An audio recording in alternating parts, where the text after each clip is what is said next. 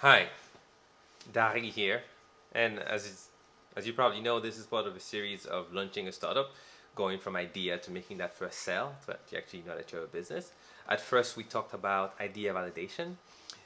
Very in the very beginning, we give an overview of the whole process. And now, this is about monetization, right? As I understand it, the purpose of doing business is to actually make money, is to make a sale. And oftentimes, I've had a lot of people come to me with ideas, and they have no idea how to make money.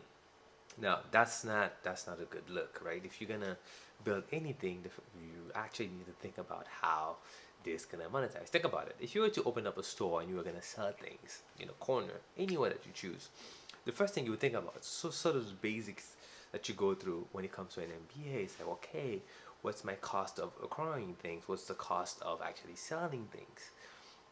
What's my profit? What are the margins? What do I pay for rent? What do I pay for shipping, delivery, packaging, and everything has to be part of the package. So when you're building an app, especially for tech startup, when you're building an app or a website, this is not your business. One of the most common answer I get when I ask people, how do you make money?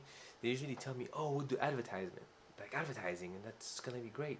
I think that's a good way to think. It's like, hey, yes, this makes money, but how do you make money, right? Because I mean, it's kind of tricky. Advertisement, you need traffic for you to like we with like AdWords and all those different things. It's gonna be very hard for you to make significant money from from a business standpoint. Now, I usually ask them when they tell me advertisement, like, okay, good. Now, how do you make money? You need to think of multiple revenue channel of how this thing's gonna actually bring you some sort of revenue, some sort of money, some sort of that liquidity.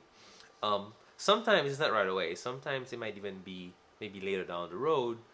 You eventually make that money. Maybe you start with a freemium. You're gonna have some users, some growth. They can talk about what the good and bad of that approach, like the Facebook and the Snapchat, that get a whole bunch of users before they start trying to monetize the user base. But there's always that. I can use Fastcoin as an example. Fastcoin is one of those product that we launched before that didn't really go far. But if you don't know what it is, it's if you ever had to tip someone without cash, then you know what you had to do with Fastcoin. That was way before Venmo was this big, right?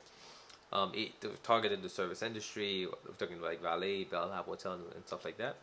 So we made money in multiple ways. One of the first revenue channel was per transaction. Each time someone makes a transaction, gives a tip, pays something on the platform, we took 50 cents, between 50 cents and 2% of the transaction, right?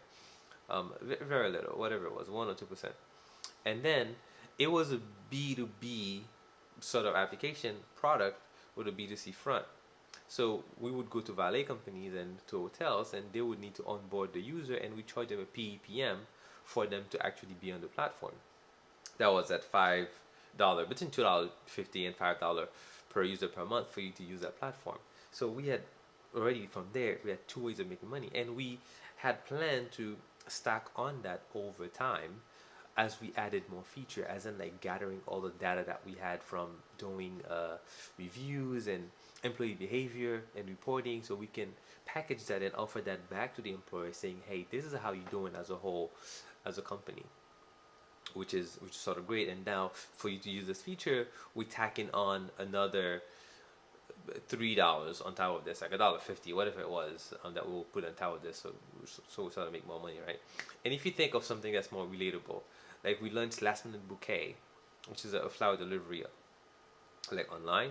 And we have to think of the flower cost, how you get the flowers, where we get them from, and all we do with them, and shipping and delivery and driving and hiring drivers and all those things, with the price of the flowers and how you're gonna sell it, the vase and everything, before you can say, hey, I'm creating this packet for $12. I think I can flip it for 45 or for 50, whatever it is. And this is how you go and you think of other ways to bring to sort of bring revenue. It's like, hey, this is how I'm gonna make money. It's not just gonna be a site where people just use that service and then um, hopefully a lot of people use it, and hopefully once that happens I can figure out a way to make money. This is always good to be part of the plan, but you sort of need to have a way of concrete way of making money. So Next time you have this idea, once you start validating it, one of the things that you have to validate when we talked about validation last time is your price point. Maybe you're gonna sell this thing at $50 and people won't pay $50 for it, right? You need to have a way of knowing, okay, this is how much it might cost, and this is how much I'm willing to pay for it. This is how much people are willing to pay, and you find that like that sweet spot where you have that service, you know how much it costs, and people are gonna pay for it, and or something like that. So this is it. This is what we're saying is, to summarize the whole thing is, if you're gonna launch any sort of venture, you need to think about money making.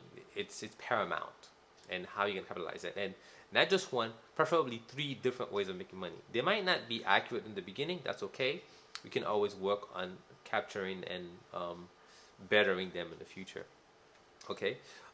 This is the second part of the series. Next part, in the next video part of the series, we'll talk about actually running a company, because um, building services and stuff like that. Your app or your website is just a storefront. It's like where people interact with your stuff, but there has to be like a team or whole machinery behind it that runs the whole thing, and that's what we'll talk about next. So thank you guys for listening, and we'll see you again next time.